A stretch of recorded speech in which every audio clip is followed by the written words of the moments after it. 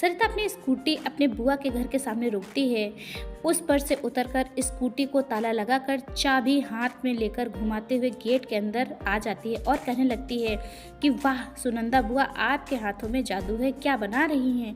उसकी खुशबू गेट तक आ रही है। कहते हुए बैठक में कदम रख कर ठिठक जाती, क्योंकि वहाँ बुआ की सास, ननंद और फूफा जी बैठकर गप्पे मार रहे थे। जल्दी से उन सबके पैर छूकर आशीर्वाद लेते हुए फूफा जी से कहती है कि आज आप इस घर पर ही हैं। कहते हुए अंदर की ओर बढ़ जाती है। बुआ सुनंदा रसोई में कुछ पकवान बना रही है, शायद वह जाकर उनके गले लग जाती है। बुआ जोर से कहती है, अरे रुक जा, तेल है, चल दूर हट। बुआ आज कुछ है क्या? आपकी ननंद और सासू माँ भी आई हुई हैं, कोई आने वाले हैं। बुआ ने कहा, सरिता इस वक्त तुम यहाँ आई हो, कॉलेज नहीं है क्या? हैं बुआ जी, देखो आपकी लाडली कविता कॉलेज आई नहीं थी तो मेरा भी मन नहीं लगा, इसीलिए सोचा उसका हाल चाल पूछते हुए आपसे भी मिल लेती हूँ। कहाँ है महारानी, कॉलेज क्यों नहीं आई? अभी खबर लेती हूँ। सुनंदा ने कहा कि सरिता मैंने ही आज उसे कॉलेज आने से मना किया है, क्योंकि उसे देखने के लिए आज लड़के वाले आ रहे हैं। उसकी बुआ ही यह रिश्ता लाई है। तुम्हें मालूम है लड़का अमेरिका में रहता है। अरे वाह, तो मेरी सहेली अमेरिका चली जाएगी। उसने मुझे बताया भी नहीं कि उसको देखने के लिए लड़के वाले बुआ ने कहा, वह तुम्हें कैसे बताते सरिता, हमें भी आज सुबह ही पता चला है कि वो लोग आ रहे हैं। असल में वह लड़का जिसका नाम रोहित है अमेरिका से शादी करने के लिए ही आया है। उसके पास भी 2 हफ्तों का ही समय है। लड़की पसंद आते ही वो शादी करके पत्नी को लेकर वापस चला जाएगा। इसीलिए आज एक ही दिन में उन सब को लड़कियों को देख लेंगे जिनकी लिस्ट पहले से ही उन्होंने बना लिया है। उनमें अपनी कविता का नाम भी है। सरिता मैं बहुत खुश हूँ। जो लड़की उसे पसंद आएगी उसके माता पिता को शाम को ही बता दिया जाएगा और एक ही हफ्ते में उसकी शादी करके वह चला जाएगा। सरिता मुंह खोलकर बुआ को देख रही थी और आगे भी बुआ बोलती जा रही थी कि उन लोगों ने हमें भी सिर्फ 20 मिनट का समय दिया है। 20 मिनट ही क्यों बुआ? अरे पगली, लड़के वाले सुबह से सबके घर लड़कियों को देखने जाएंगे। सबके घर ज़्यादा समय बैठ नहीं सकते, इसीलिए पहले से ही वो सबको बता दिया है कि उनके घर पर कितने समय तक रुकेंगे। उन्होंने हमारे यहाँ शाम के स्नैक्स के समय आने का निश्चय किया है। अब जब तक वे लोग आएँ तो खाली चाय तो ऑफर नहीं कर सकते, तो कुछ सोचा कि कुछ न कुछ नमकीन बना देती हूँ। सरिता ने कहा, मुझे समझ में नहीं आया बुआ, आप क्या कह रही हैं? सुनंदा ने कहा कि देख सरिता, वो लोग सुबह से ही अपने घर से निकलेंगे ना, तो किसी के यहाँ नाश्ता तो किसी के यहाँ लंच, ऐसा करते हुए वो हमारे घर शाम को पहुँचेंगे और शाम की चाय हमारे घर पियेंगे। अब समझ गई ना? वैसे भी मैंने कविता की शादी के लिए सारी तैयारियां पहले से ही कर ली है। मैंने और तेरे फूफा जी ने सोचा है कि जैसे ही उसको मास्टर्स की डिग्री मिल जाएगी हम उसके लिए रिश्ते देखना शुरू कर देंगे। परंतु देखो, उसकी किस्मत है कि उसकी बुआ की वजह से अमेरिका का रिश्ता ही आ गया है। मुझे जब से पता चला है कविता को देखने के लिए वो लोग आ रहे हैं, मैंने ईश्वर से मन्नतें मांगना शुरू कर दी है। तू भी ईश्वर से प्रार्थना कर कि कविता उन्हें पसंद आ जाए।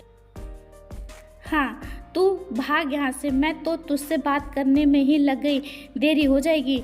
मुझे थोड़ी सी और तैयारी करनी है। हाँ, तू जा कविता के कमरे में और यह देख लेना कि कविता तैयार हुई है कि नहीं। उसकी तैयार होने में थोड़ी सी मदद कर दे। सरिता ने कहा, ठीक है बुआ जी, मैं देख लेती हूँ। वैसे भी आप चिंता मत करो, हमारी कविता उन्हें पसंद जरूर आएगी।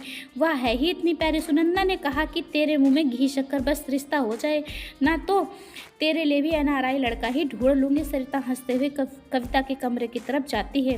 वहाँ जाकर उसने देखा कविता बहुत ही खुश नजर आ रही है। मैंने कहा, वाह मेरी छमक छल्लो, तू तो छुपा रास्ता निकली। कविता ने कहा, मुझे भी नहीं मालूम था, देखना सुबह ही माँ ने मुझे बताया। सरिता ने कहा, कविता तू खुश है ना? कविता ने कहा, देख सरिता, वे लोग बहुत सारी लड़कियों को देख रहे हैं, उनमें से मैं ही पसंद आऊँ ऐसा नहीं है ना। मैंने माँ से कहा भी था कि मुझे ऐसे रिश्ते देखना नहीं पसंद है, शायद मैं पसंद आ जाऊँ। माँ की जिद के कारण मुझे हाँ कहना पड़ा। वैसे भी अमेरिका जाना किसे नहीं पसंद होता है, बोल। अभी हम सब बातें कर रहे थे कि बुआ भागते हुए कमरे में आई और कहा, बच्चों वे लोग आ गए हैं। कविता की तरफ मुड़कर देखा, कविता बहुत सुंदर लग रही थी। उसकी बलैया लेते हुए उन्होंने कहा कि जब मैं बुलाऊंगी तब आ जाना, और सरिता की तरफ मुड़कर देखते हुए कहा कि तुम बाहर मत आना, समझ गई ना? सरिता ने हंसते हुए सर हिलाया, नहीं आऊँगी। बैठक से लोगों के हंसने की आवाज़ें, बोलने बोलने की आवाज़ें आ रही थी। यहाँ पर कमरे में दोनों थे पर खामोश थे, अपने अपने विचारों में खोए हुए थे। तभी सुनंदा की बुआ ननद आई कविता को ले जाने के लिए। मैं भी उठकर खड़ी हो गई। कविता के जाने के बाद मैं कमरे में अकेली ही रह गई थी और सोच रही थी कि अमेरिका जाने के मोह में लड़के के बारे में पूरी जानकारी भी नहीं ली। इन लोगों ने आजकल कई हादसे सुनने में आ रहे हैं कि बच्चियों की शादी करके ले जाते हैं और वहाँ उनके साथ ठीक से बर्ताव नहीं करते, कहीं वही तो वहाँ पहले से ही शादी कर लेते हैं और माता पिता का दिल न दुखे इसलिए यहाँ फिर शादी करके लड़की की ज़िंदगी ख़राब कर देते हैं। फिर सरिता को लगा कि मैं यह सब क्यों सोच रही हूँ, कविता की बुआ ने तो अच्छे से जांच परख लिया ही होगा, मैं ही बेकार की बातें सोच रही हूँ। सरिता ने देखा कि कविता और रोहित छत पर जा रहे हैं। शायद बड़ों ने उन्हें अकेले में बातचीत करने के लिए कहा होगा। सरिता बैठक में से आने वाली बातों को सुनने के बाद समझ गई थी कि कविता उन्हें पसंद आ गई है। तभी बुआ ने आकर बताया कि सरिता रोहित को कविता भा गई है, बस 2 दिन में मुहूर्त निकलवा लेते हैं, चल तू भी आजा, सबसे परिचय करा देती हूँ। अनमने मन से ही सरिता बुआ जी के पीछे चली गई। उसे इतनी जल्दी लड़का पसंद करना, वह भी अमेरिका का, कुछ हजम नहीं हो रहा था। खैर, बड़े लोगों ने तय किया है तो सोच समझ कर ही किया होगा। बुआ ने जब पापा को बताया तो उन्होंने भी यही कहा, सुनंदा इतनी जल्दी क्यों है बिटिया की शादी कराने में, थोड़ा सा देख परख लेते ना, अमेरिका जाना जरूरी नहीं है ना। सुनंदा ने कहा कि भैया मेरी ननद यह रिश्ता लाई हैं, हम सब उनसे मिले थे, बहुत ही अच्छे भले लोग हैं। जब सुनंदा ने सोच ही लिया है तो वह किसी की भी नहीं सुनती है और उसे तो अमेरिका से दामाद चाहिए था, इसलिए चुप रहना ही बेहतर है। सोच सुनंदा के भाई चुप हो गए। एक दिन कविता ने कॉलेज में सरिता को बताया कि उसकी शादी की डेट तय हो गई है, अगले महीने 15 तारीख को ही है, शॉपिंग के लिए तैयार रहना। मैं भी खुश हो गई और हम दोनों ने प्लान बनाया कि शॉपिंग कहाँ से शुरू करेंगे। बुआ ने कार्ड छपने को भी दे दिया, हाल बुक करा लिया क्योंकि बाद में नहीं मिलते हैं। हम सब मिलकर शादी की तैयारियों में जुट गए। एक दिन हम शॉपिंग कर रहे थे और रोहित का फ़ोन कविता के लिए आया कि मुझे ऑफिस बुला रहे हैं, कुछ ज़रूरी काम आ गया है तो मैं जाकर शादी के लिए छुट्टी लेकर आता हूँ। मैं तुम्हें इसलिए बता रहा हूँ क्योंकि मुझे मालूम है तुम शॉपिंग में व्यस्त रहोगी।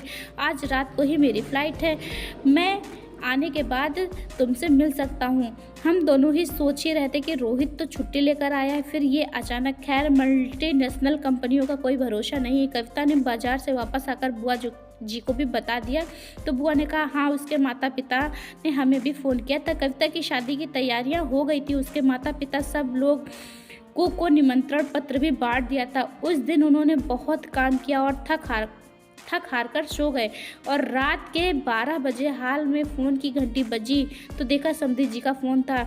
इतनी रात क्या बात हो सकती, सोचते हुए फूफा जी ने फ़ोन उठाया तो रोहित के माता पिता का फ़ोन था। उन्होंने कहा कि हम आपसे अभी मिलना चाहते हैं, आप आ सकते हैं या हम दोनों आ जाते हैं।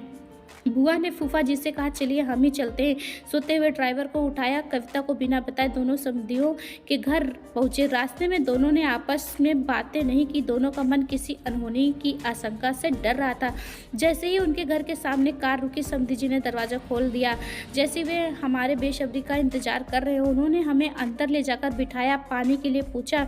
हमें तो यह जानना था कि आखिर आधी रात हमें क्यों बुलाया है। समधियों ने हमारे हाथ पकड़ लिए और कहा कि हमें माफ़ कर दीजिए। हम चकित होकर देख रहे थे कि क्या बात है, किस बात की माफ़ी चाहिए। सुनंदा ने कहा देखिए बहन जी, हमारी समझ में कुछ नहीं आ रहा, प्लीज़ आप खुलकर सब बता दीजिए, इस तरह पहेलियाँ मत बुझाइए, मेरी तो जान ही निकल रही है। उन्होंने जो बात बताई उसे सुनकर सुनंदा के तो होश उड़ गए थे। उसने अपने पति को जोर से पकड़ लिया कि कहीं गिर ना जाऊं। सुनंदा के पति राकेश जी के मुंह से बात नहीं निकली। फिर अपने आप को संभाला और कहा यह क्या कह रहे हैं आप, रोहित शादीशुदा है और आपको मालूम ही नहीं है, ऐसा कैसे हो सकता है।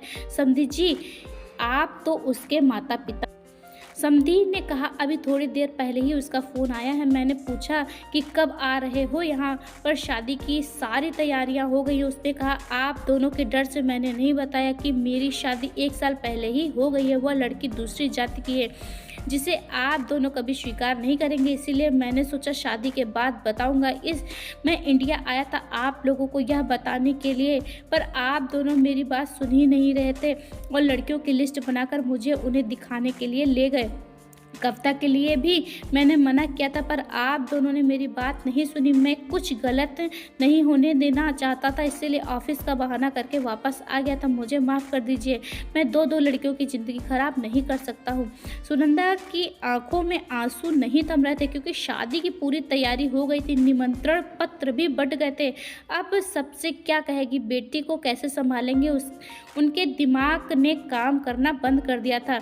बिना कुछ कहे उनकी माफ़ी पर भी ध्यान न देते हुए सुनंदा, राकेश उनके घर से बाहर आए। ड्राइवर ने गाड़ी निकाली, उसे घर के सामने वाले पार्क के पास रुकने को कहा।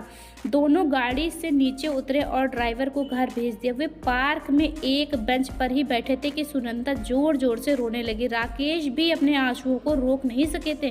कविता उनकी एक अकेली संतान थी, उसके लिए उन्होंने कितने ही सपने सजोए थे। सुनंदा ने तो NRI दामाद की कल्पना की थी, पर ऐसा लग रहा था जैसे उनके सारे सपने एक ही झटके में बिखर गए। सुबह के 4-5 बज गए थे। दोनों एक दूसरे को संभाल लिया था और पैदल घर पहुंच गए। कविता सुबह उठी और चहकते हुए दोनों को गुड मॉर्निंग कहा। दोनों ने एक दूसरे को देखते हुए हंसने की कोशिश कर रहे थे, परंतु आंखों से आंसू बहने लगे। कविता डर गई और उसने पूछा, माँ पापा बात क्या है, कुछ कहिए ना, आप दोनों क्यों रो रहे हैं? मेरी शादी के लिए अभी समय है, मेरी विदाई के लिए आंसू बचा कर रखे। राकेश ने कविता को अपने पास बिठाया और अच्छे से पूरी बात समझाई। कविता पहले तो रो पड़ी, फिर उसने अपने आप को संभाल लिया। सुनंदा डर रही थी कि कविता को कैसे संभालेंगे, पर उसने ही माता पिता को संभाल लिया। सरिता और उसके माता पिता भी बात सुनकर पहुंच गए। सबने यही कहा, अच्छा है कि शादी से पहले ही रोहित ने सब सच बता दिया, वरना हम क्या कर सकते थे। राकेश ने अपने सभी रिश्तेदारों और दोस्तों को शादी कैंसिल होने की बात बता दी। राकेश भी अस्पताल पहुंच गए और कविता भी कॉलेज चली गई। सरिता तो कविता को एक पल के लिए भी नहीं छोड़ रही थी। राकेश के जिगरी दोस्त अजय ने लंच के समय कहा, राकेश जो भी होता है हमारे लिए अच्छे ही होता है, इसीलिए फिक्र मत करो। राकेश ने कहा, पर वह तो ठीक है यार, हमने सारी बुकिंग को कैंसिल कराना पड़ेगा, कितना कुछ किया था मैंने। अजय ने कहा, राकेश मैं तुमसे यह कहना चाहूँगा कि अगर तुझे और भी कोई ऐतराज़ नहीं है तो मैं कविता को अपने घर की बहू बनाना चाहता हूँ। मेरे बेटे पीयूष को तुम जानते हो ना, वह सॉफ्टवेयर इंजीनियर है और अगले महीने अमेरिका जा रहा है। ऑफिस वाले उसे 1 साल के लिए भेज रहे हैं। इसी महीने के मुहूर्त में उसकी शादी कर देते। राकेश ने हाँ कहा और ना नहीं कहा, सिर्फ सुन रहे थे। फिर उन्होंने अजय से कहा, मैं घर में बात करके कल बताऊंगा। घर पहुंचकर राकेश ने सुनंदा और कविता को अजय के बेटे के बारे में बात बताई। सुनंदा तो खुश हो गई कि उसे NRI दामाद तो मिल ही रहा है। कविता ने कहा, आप जैसा चाहते वैसा ही कीजिए पापा, क्योंकि उसे मालूम था कि माता पिता इस हादसे से बहुत ही उदास हैं। वह उन्हें खुश देखना चाहती थी। दूसरे दिन अजय अपनी पत्नी और बेटे को लेकर राकेश के घर पहुंच गए। कविता और अजय दोनों एक दूसरे को पहले से ही जानते थे, इसलिए दोनों को कोई ऐतराज नहीं था। फिर क्या, दोनों घरों में खुशियों की सहनाई बजने लगी। पहले से ही निकाले गए मुहूर्त पर दोनों ने शादियां धूमधाम से हो गई। 1 महीने के बाद कविता पीयूष के साथ अमेरिका चली गई। सुनंदा खुश हो गई कि वह NRI दामाद की सास बन गई है।